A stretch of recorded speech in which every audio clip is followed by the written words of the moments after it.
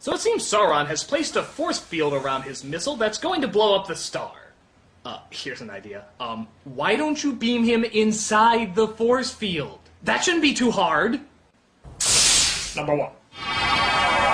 Thank you!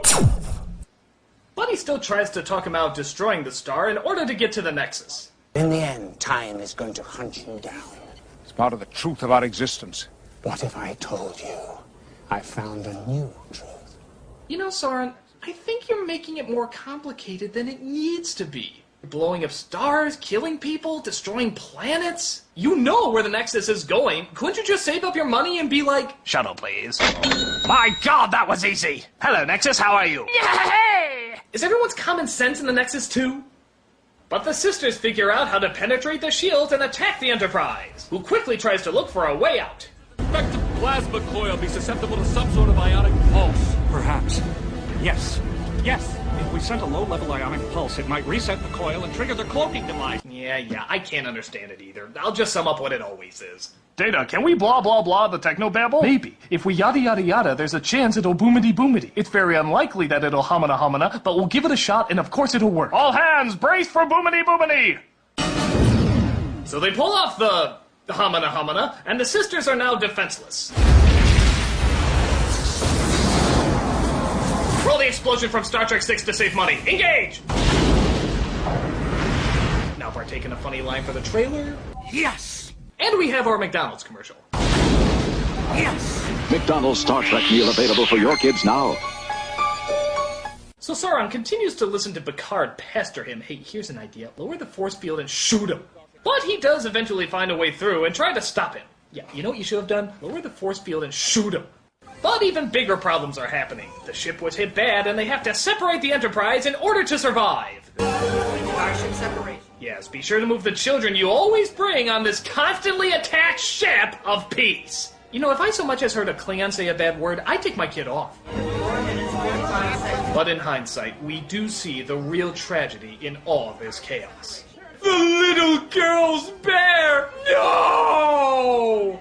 Oh, she doesn't go back for it. We never see it again. It's not even referenced. They just felt it was really important to show that a little girl lost her bear. Oh, the bear-manity. Oh my God, there he goes! There goes the bear! Oh my God, goodbye, bear, goodbye! Oh, the casualties of war! We'll bury him next to Balzac. Now, to be fair, the ship separating is not only a cool scene, but it also leads to one hell of an awesome crash. These are some of the best effects in Star Trek history.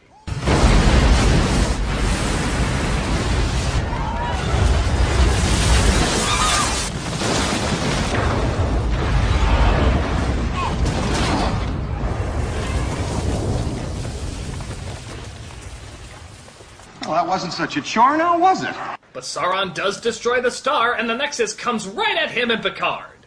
They get sucked into it as the rest of the Enterprise and the planet get blown apart.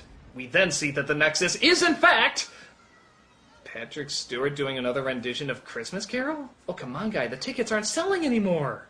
Love you, Father. Love you.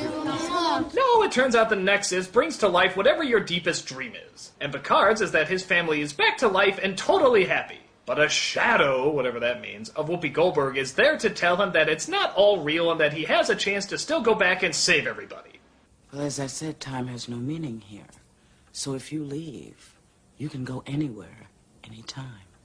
All right, I know exactly where I want to go. To the mountaintop on Viridian 3, just before Sauron destroyed the star. What? Why there? Why don't you go to where you first picked him up, or when you decided to first go out there in the first place? Why don't you go back and save your brother's family while you're at it? What's the shit about being put back in the moment? You already know you lost it! What are you, a moron? Did everyone's brains just get beamed out of their heads? I have to stop him. But I need help. Yes, the most physically fit fighter the world has ever known, or William Shatner. Yeah, that'll work. I'm wondering, do you realize... Hold on. Do you smell something burning? By the way, I know a great place that does toupees. Looks like somebody was trying to cook some eggs. It's all right. It's my house. At least it used to be. I sold it years ago. So, Yeah, as we pretty much partake in somebody's fan fiction, Picard tells Kirk what's going on. This isn't really your house. We are both of us caught up in some kind of temporal nexus. Dill. I beg your pardon? Dilby. In the cabin. Behind the oregano. Behold, two of the greatest Starfleet captains of all time making eggs! Only one other thing could top off this epic pairing of awesomeness.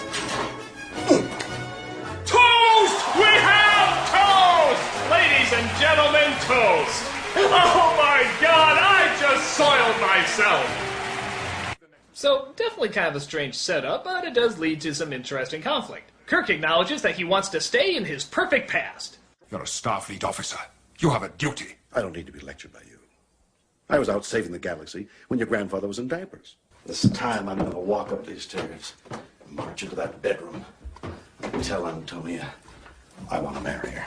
Remember all that stuff I said in Star Trek V about needing your pain and how we should embrace how it makes us who we are? Total 180! I wish I slingshot around the sun years ago and pulled this off. Hello, Nexus. I love the Nexus. No responsibility. I'm gonna like it here. But Kirk starts to realize just how unreal everything is, and that no fear and no remorse is not always such a hot thing. Because it isn't real. Come back with me. Help me stop Solon. You know, if Spock were here, he'd say that I was an irrational, illogical human being for taking on a mission like that. Spock was going to be here, but apparently they only gave him 2 lines, and so he said, live long and... That's my joke! First Family Guy, then Big Bang Theory, and now you Critic! Oh, come on, there's enough memes on the internet. What else have I stolen from you? Well, how about my voice for Big Delicate moment? Well, it's not like you really need the residuals or anything.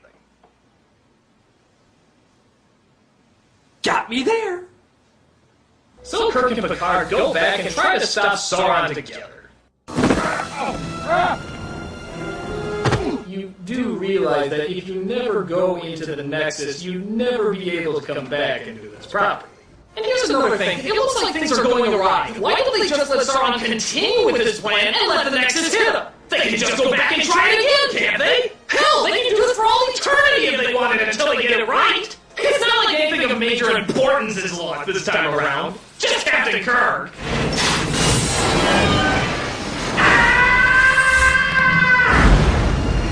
Get away from that launcher.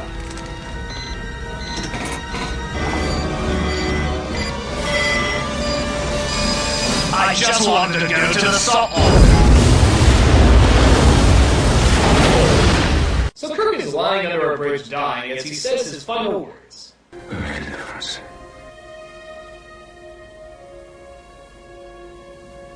All right.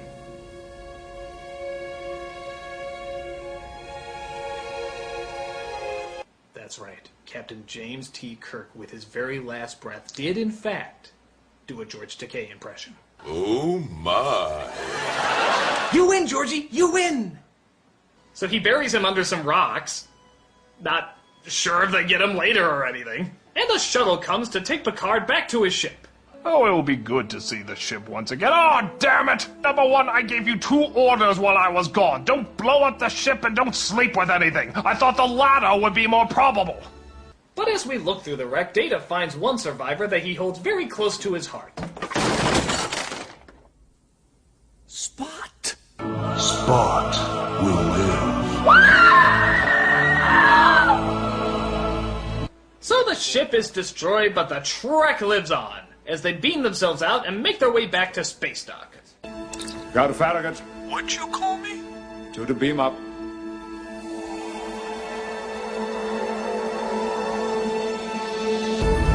By the way, did I tell you I met Jim Kirk? What? Yeah, he's under a bunch of rocks. Geeks are gonna complain about it for years. So that's Star Trek Generations. It makes no sense. And that really is the biggest problem of all. I can overlook some of the annoyances as it does have some real good powerhouse scenes later, but the plot threads are so nonsensical that it really does distract. It's all over the place. Some parts are good, some parts are bad. I'm glad I saw it, but it could have been a hell of a lot better. But hey, on the plus side, Star Trek month is almost over. I have only 1 Star Trek movie left to review. Do you know what that means? Nolan Cara cameo! I haven't seen it at all! Isn't that fantastic? Nolan Cara! No bitching about the little technicals that nobody cares about! No talking about all the dumb little things that I don't give a shit! It's all coming together! It's not gonna happen! There's gonna be no Linkara cameo at all! Do you hear me? No Linkara cameo at all!